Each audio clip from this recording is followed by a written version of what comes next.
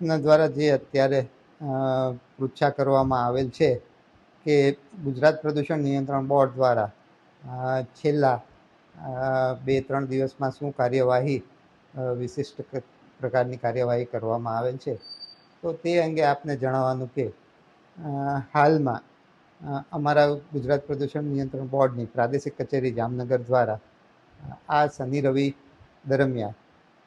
કુલ 9 એકમોની સ્થળ તપાસ કરવામાં આવે અને જે પૈકી 5 એકમોમાં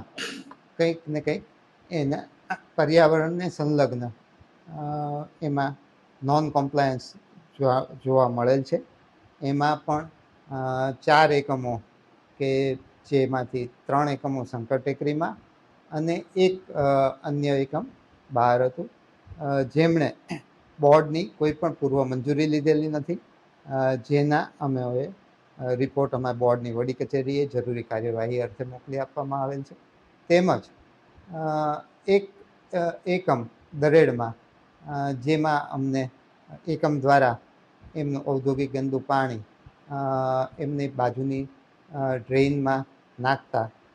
ગેરકાયદેસર રીતે નાખતા જણાય અને જેનું પણ અમારા દ્વારા સેમ્પલ લેવામાં આવેલ છે અને એનો પણ અમારો રિપોર્ટ બોર્ડની વડી કચેરી ખાતે યોગ્ય કાર્યવાહી અર્થે મોકલી આપવામાં આવેલ છે. આમ જોઈએ તો બોર્ડ દ્વારા છેલ્લા 2 દિવસમાં શનિ રવિ દરમિયાન 3 ઠેકાણેથી સેમ્પલિંગ લેવામાં આવેલ છે અને કુલ 9 એકમોનું મુલાકાત લીધેલ છે અને જે પૈકી 5 એકમો ગેરરીતિ કરતા માલુમ પડેલા છે, જે જરૂરી કાર્યવાહી અર્થે અમોએ બોર્ડની વડી કચેરીએ અહેવાલ મોકલી આપેલ છે.